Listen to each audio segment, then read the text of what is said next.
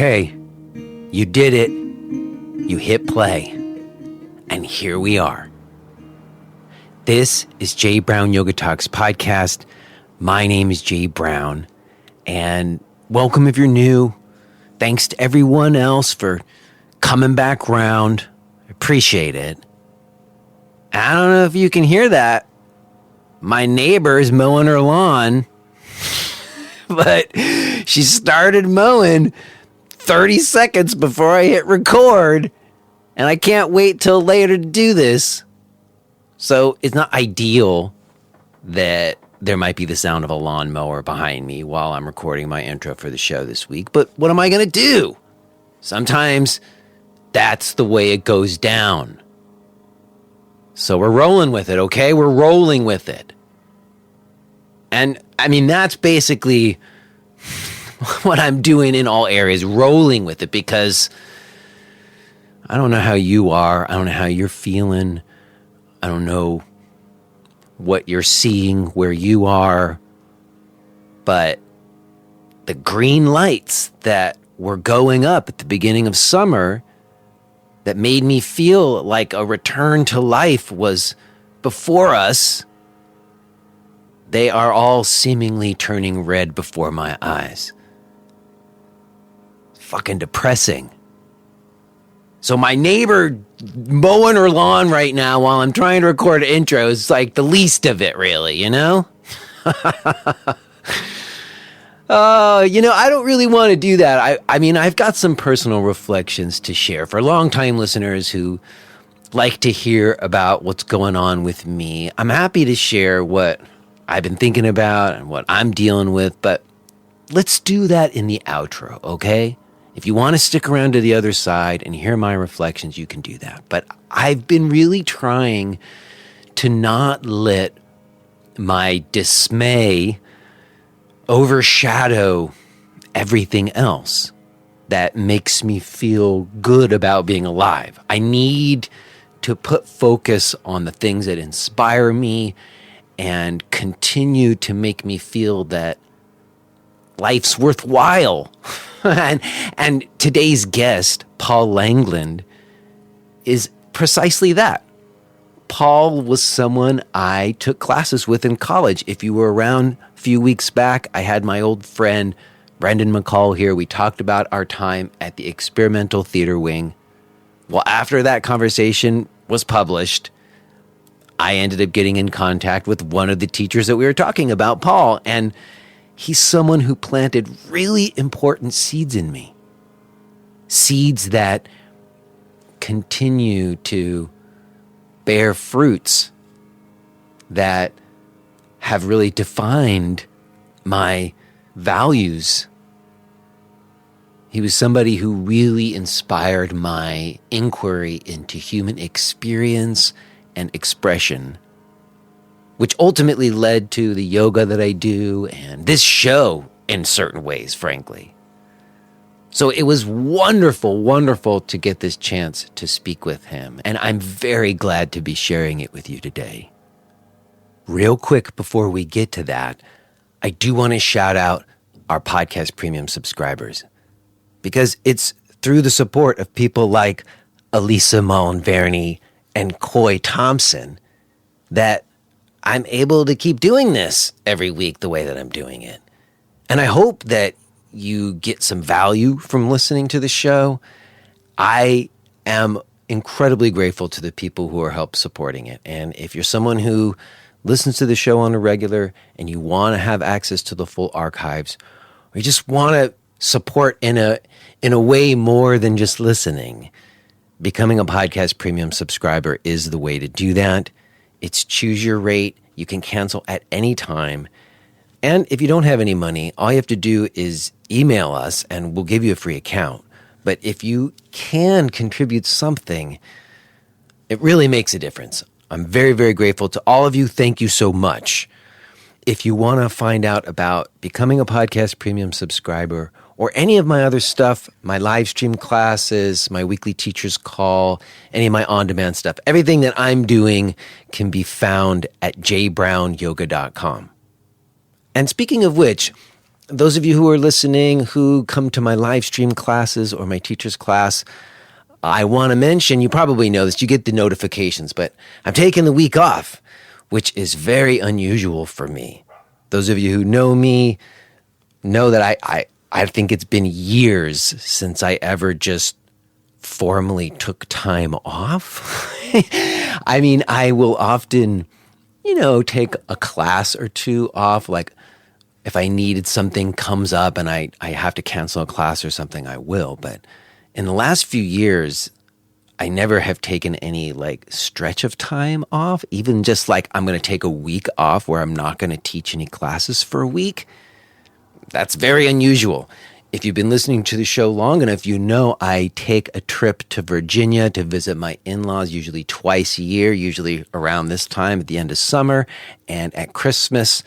And I, in the past, have always just done all of my classes. I can teach classes from my father-in-law's woodshed when I'm there. But this time I decided to really just give myself the week to not have to teach any classes. Frankly, I need some space. And my producer tried to convince me to take a week off from the podcast too, but I don't think I'm going to. I mean, I've got episodes in the can, and frankly, doing this every week is like something that keeps me sane. It doesn't feel like work in the same way as my teaching, although teaching keeps me sane too. In any case, I think I am going to keep doing the show, but I'm going to take some time off from all the other stuff that I do this week. So for whatever that's worth, just to let folks know who it matters to, I'm trying to figure out what to do. I don't know what to do. Does anybody know what to do right now? Like I said, we could talk about that more on the other side. For now, I think that's good enough. It actually sounds like my neighbor has stopped mowing her lawn. So there's that. Let's do it. I will touch base with you on the other side. But now let's listen to this conversation that I had with my college teacher and friend, Paul Langland.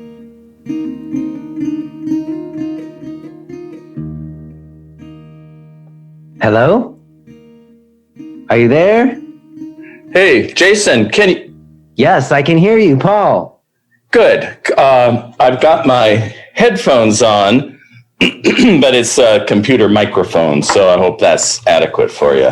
I can hear you just fine. I think it sounds just fine to me. Excellent. Same on this end. Great. I'm glad that we managed to connect today. Thank you so much. It's quite a joy and a bit of a trip to be speaking to you after all of these years. Oh, my goodness. I know. When was it? Around 91, 92 that you started at NYU? Yes. And I think, as Brendan and I talked about, I think the last time I might have spoken to you, it's got to be 26 years. Oh, man. No doubt. It was during full Flora Smack, I think. If you remember that. 1994, I believe it was. Yeah, 1994. That was a fun piece. Wow. And I have to ask, are you in the same apartment that you used to be in Chelsea back then still? Yeah, we moved into this place in 1993, and it's the same as it ever was. Oh, that makes me so happy to hear that. Yes, and the same huge, swoopy sectional sofa and stuff like that. Well, I have a couple of vivid memories when I hear your voice, that I'm flashing back to. I think I was a dinner party I went to, and there might have even been an occasion where I watered some plants or fed a cat for you or something while you were away. That's entirely possible. And by the way, I'm driving to New Mexico tomorrow, and I've got to find someone to water the plants. So if someone occurs, let me know. They can even stay here for 2 months. Still the same, I guess. Yes, that's a yes. Thing. Although our dear kitties, that generation that they're no longer with us. But Dear Sweet Pea, she lasted to 21, which is, as I understand it, about 108 human years.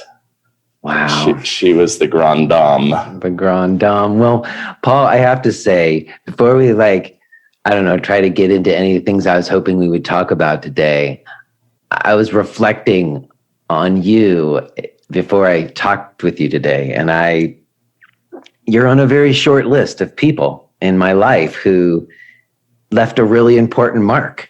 And I don't know that you would know that. I mean, we didn't connect as much as like you and Brendan did.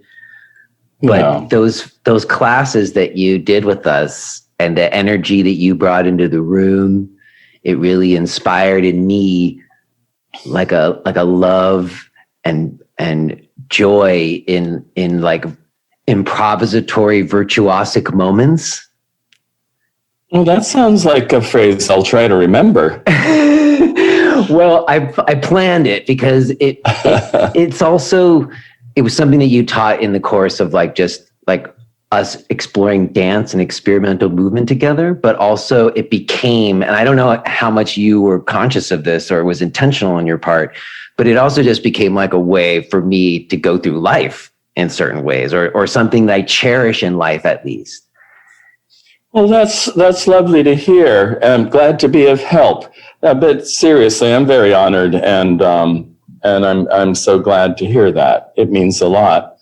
I think all professors and teachers do their best, however they can, and you hope it lands with the students. But to pick up on that comment, as you may know, some of my earliest and greatest teachers were dance improvisers, especially Barbara Dilley, Steve Paxton, and Simone Forti. And that's how I started dancing, was this love of improvisation. And then over time, that evolved to the point where it was like instant making a piece.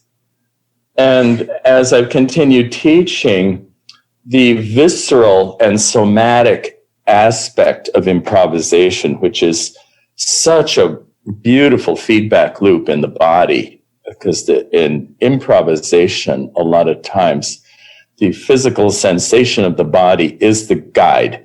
And if you're aligned, you can almost do no wrong. So then the exciting thing is to take sections of improvisation and set them. Then you have choreography. Or you can continue to find a performative way of using improvisation in a show, which is also really exciting. But hey, this is something I've only been obsessed with this topic for 50 years. That's all. Well, it's interesting because, again, as I said, it sort of happened on a couple of levels. I think there's like when you're making work or something, like you said, there's improvising, and then you come up with something in improvisation, and then you decide to like make that a choreography, and that becomes the set dance. Yes, yes. And there were, for example, in Full Floor Smack, the piece I did at the Experimental Theater Wing at NYU, that had sections of improvised choice making on the part of the cast. It was all very organized and quite set, but there were moments of improvisatory choice making. I love that. Yes, well, that's what Brendan and I also talked about, because that was what we were both intrigued by, as well as like, can you structure it? Can you create structures that will allow for those like spontaneous moments to actually happen, even in performance? Because it was always harder to make it happen in performance than it was in rehearsal time. Yeah, that's absolutely you can. For example, a piece I did, which in my mind was an homage to my dance teacher, Alan Wayne. Brendan McCall co-choreographed it with me. It was performed at Dance Space and several other places. But for example, there's a quartet, a male quartet, and there are certain high speed, spatially based choices they can make, but for about 20 seconds. And then at a music cue, then the cast knows that they end up in this line. So there are wonderful ways to include the freedom of improvisation in a very, very intelligently put together evening that appears to be choreographed completely, but it's cool when there are moments that aren't completely choreographed. I think that's right, because it allows for something, right? It allows for something to be in those moments that you don't plan for. Yes, and there's something magical about if you're improvising and you feel you're in the groove, you have a sense that, oh my God, this is happening for the first time as the audience is witnessing this burst and birth of creativity. So it's something I treasure. And mind you, I love choreographed and set work also. I know, but you see, this is the thing. One of the things that I took away from my time that I spent in those studios on Broadway with you was this love you have for these when something real happens that you couldn't have planned for. And oh yeah, I love that too. And I think it applies in a bigger way in in my life too, is what I want to say. Yeah. Well, that's lovely to say, and thank you. And I over and over again, I felt and continue to feel in my teaching that there's certain energy dynamics to set up for students, but then the most wonderful thing is when I can get out of the way and they can find their own work. Mm-hmm. Now, I think maybe my love of improvisation and the individual contribution of the performer is partly the result of my getting a degree in visual arts. Now, I have my DFA in visual arts from California College of Arts in Oakland. And they were very sweet about my passion for performing, and they gave me a lot of credit in my senior year to take dance classes. And in fact, they gave me, 8 or 10 credits to go to the Edinburgh Festival, where I presented the first performance of contact improvisation ever in the United Kingdom with a wonderful woman, Paula Anderson, who I'd lost touch with. But the point I wanted to make... Before you go on, was that your entrance into dance, contact? It certainly was. Wow. Yes. So and is that, because that's something I wanted to talk to you about. Maybe we can stay there for a moment. Okay. Is that because that's when it started, isn't it? Because I did a little bit after I met you. There was all those contact jams in New York City in the 90s. There still are. I mean, as we come out of this pandemic, it's been very hard on the practice of contact improvisation, but it's going to come back. And it's spread worldwide. Hundreds of thousands of people do it all over the planet. It's cool. But you were right there at the ground floor. That's what I'm curious about. So how did you even find out about it? Well, what happened was I had a very dear friend. I'm still a dear friend, Kurt Siddle, who was a high school classmate of mine. And he was an Oberlin student. Kurt and I, in January of 1972, think about it. I thought nothing of hitching with Kurt Siddle to Oberlin College in January, and then after being at Oberlin, stuck out my thumb and hitched the rest of the way across the country. It was just, I don't know why I just had this surety to think that, oh yeah, I'll get a ride. And sure enough, I did. However, then to get back to the point, which is that Kurt was very excited about going to the winter term at Oberlin, where a collaborative called Grand Union was teaching for a month. I went there for one day. I kind of crashed the workshop. And all I remember is there was this tall, bearded, rather handsome guy teaching and giving us a score to take folding chairs and fold them up, pick them up, walk around, put the chair on the floor, unfold it, sit on it, get up, fold the chair, walk to another place. Well, of course, that was David Gordon, who's, been mining the world of sitting and talking and choreography with folding chairs for a long time.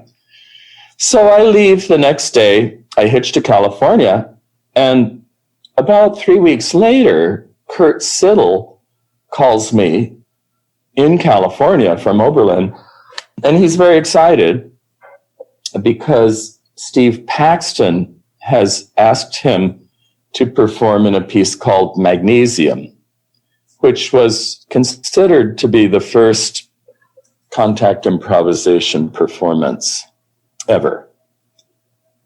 And he was all excited. He said, "Oh my God, I think this guy, Steve Paxton, has invented a new dance form."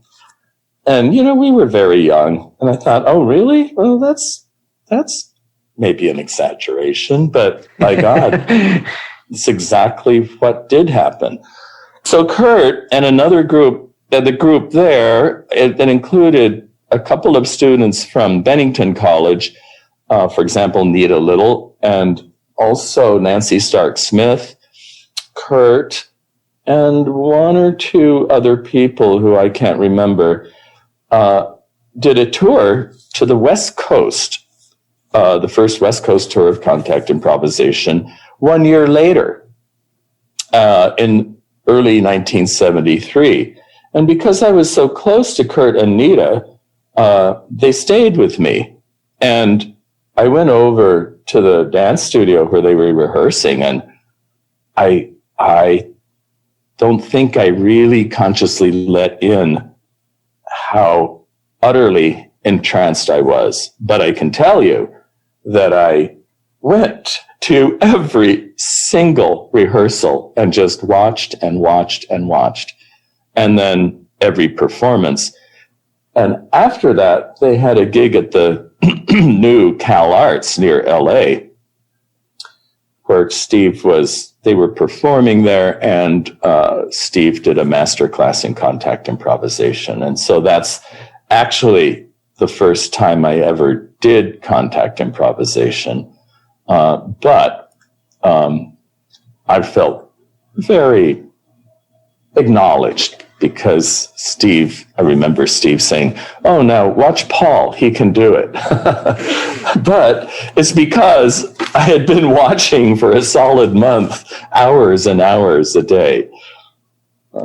When you say that, when he said Paul can do it, what do you think he was referring to? Well, he was referring to the partnering and flow required and listening required to do contact improvisation. There are skills involved. Without a certain amount of practice, you can really injure a partner. You don't want to hit them with sharp elbows, practicing falling into the floor together, different ways of safely giving and taking weight in an improvised format. That takes practice. And was there some kind of format for that in those kinds of workshops where people would learn basic elements before you guys did jams or something?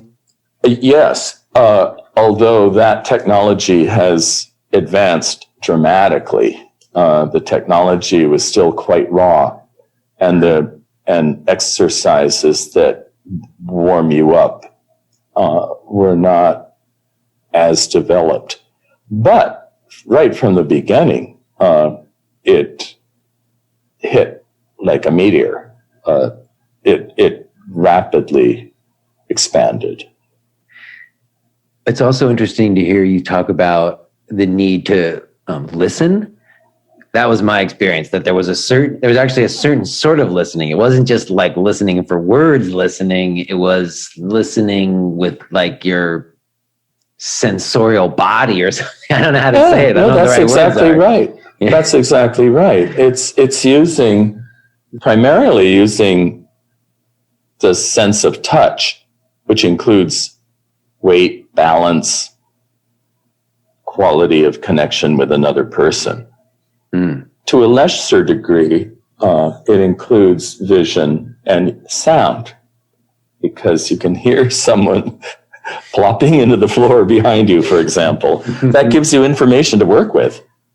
And vision is very important, but the beautiful thing about contact improvisation and vision is that it teaches you to notice peripherally, not to stare directly at your partner, but to notice them peripherally. And there are wonderful exercises about noticing how, for example, as you're spinning, your partner slides in and out of your field of vision.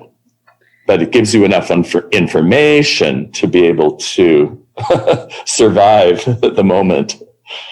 That's right. It wasn't about making eye contact, but you were definitely deeply connecting. Like you said, that quality of connection seemed very important. There's certain people you could connect with easier than others without words.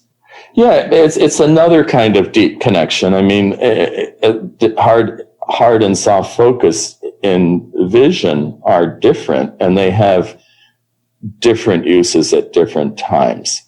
Contact improvisation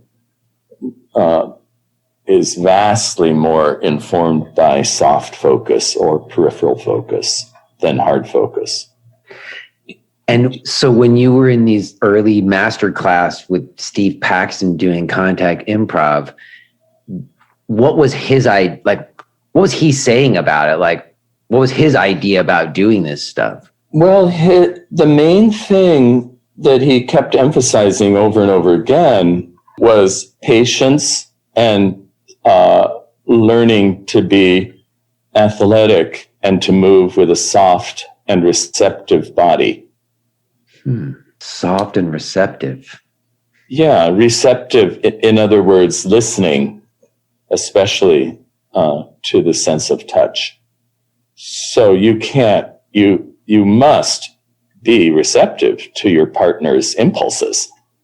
Otherwise, there's no contact improvisation. Right. Receptive in the sense of listening. But why was that? Was that just for the love of the art of it, or was there other purpose behind it? No, it was to make the form work, because it's a combination of listening to what your partner is doing through touch, then reacting, like you might feel their energy increasing in speed and you go like, wow, that's cool, we're going faster. But your body already started going faster.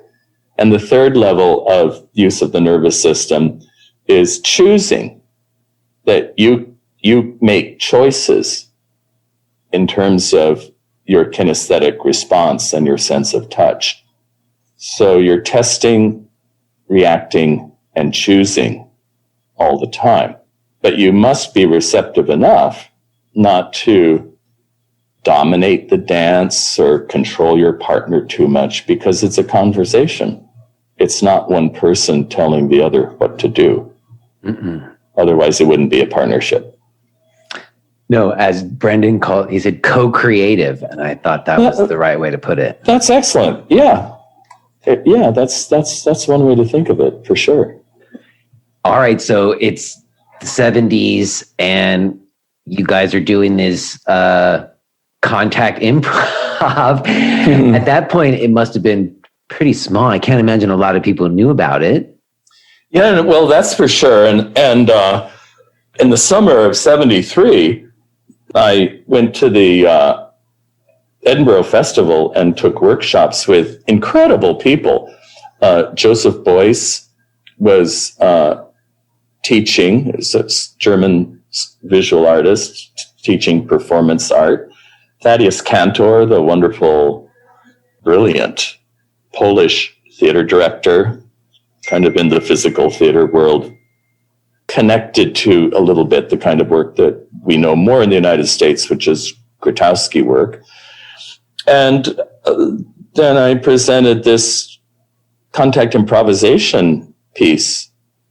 And after that, I didn't know what to do. I'd gotten enough credits to graduate. California College of Arts had said, yeah, you're graduated. And I bummed around Europe, and I was like, gee, what's next? I don't know. That senior slump and shock of graduation. But I was in Europe, away from friends and family. But what happened was, I had a friend in New York, Charlie Seltzer, who I'd met in college. And he said, well, if you come to New York, you can be my roommate for a while you figure things out. And then I found out from the youth hostel network in France country I was bumming around in at the time, that if you just showed up at the dock of the SS France in Le Havre, you could get a student ticket for $200. So that's exactly what I did. And on the way, I hitchhiked to the dock, and I was picked up by a guy my age. And I told him what I was doing tomorrow. The next day, I was going to take the France to New York City. And he said, oh, well, no, but then you should stay with my family for the night. It turns out his parents were French nobility. They had a huge chateau a few miles from Le Havre. And so, we're in this baronial palace, and they are feeding me a gorgeous French dinner, and so thrilled I'm taking their national ocean liner to New York. So the whole family got all dressed up to drive me to dockside in it was a lavender Citroën limousine that we all zoomed up to Le Havre in. And Madame put on her, most beautiful Champs-Élysées designer outfit. And they saw me off. They go, au revoir, Paul, bon voyage, Paul. Wow, off to your near future. It was fun. And so 5 days later, I landed in New York. And then very importantly, I was a scholarship student at Dance Theater Workshop. And Dance Theater Workshop, with wonderful teachers like Jeff Duncan, Art Bauman, and Judy Scott, they connected me with a world of downtown performance that I had no idea even existed, including Meredith Monk and Ping Chong, who I've had a very long, wonderful career with. So interestingly, I came to New York to do contact improvisation, but started working with Meredith Monk. I didn't even do a contact improvisation performance or teach contact in New York for another 2 years. It was complete. There was no one doing contact improvisation in New York City. No one. So I had no one to work with.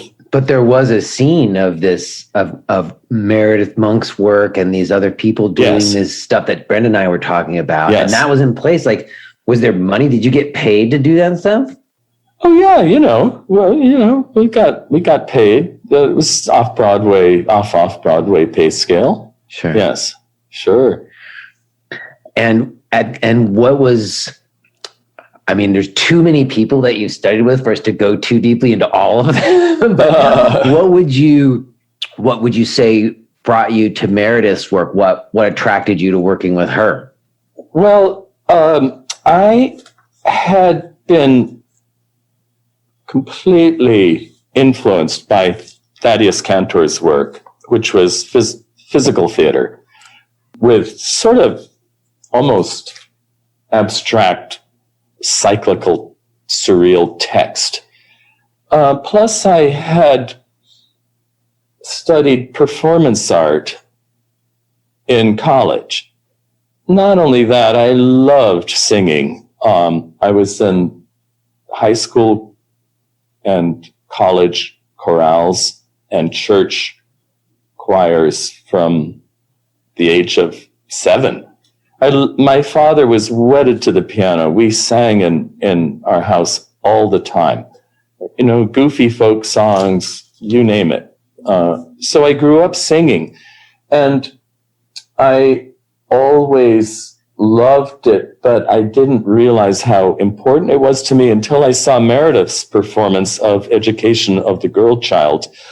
It was about a month after I arrived in New York, and it was it was quite a moment, because I was sitting in the audience and going like, oh, what she's doing is what I'm aiming to put together, and I'd get there in about 5 years.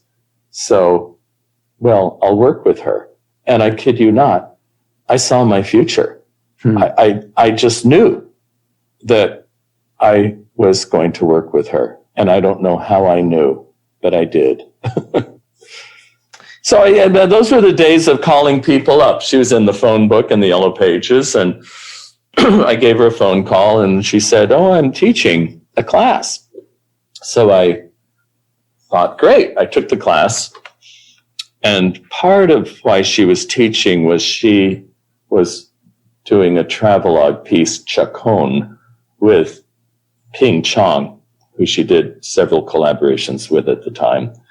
And she was looking to cast the chorus. So I could move and I could sing. So she cast me instantly. And then from then on, in the next pieces, I got larger roles. And then there was a certain point where she decided to form a vocal ensemble, which was more focused on singing, not so much dance. And that was a wild ride. The first piece I did with her, Dolman music, is world famous. And mind you, I was still, in my mind, a novice singer.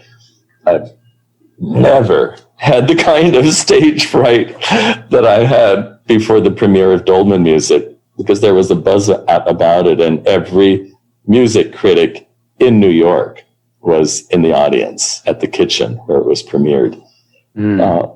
But yes, so I thank Meredith for, accidentally for me, in a way, bringing me a very vital singing career. Well, Brendan and I spoke some about how kind of exciting that kind of work was. If you were somebody who, I don't know, like us, we'd sort of come out of like a more traditional theater world, and we wanted to break out of these boundaries.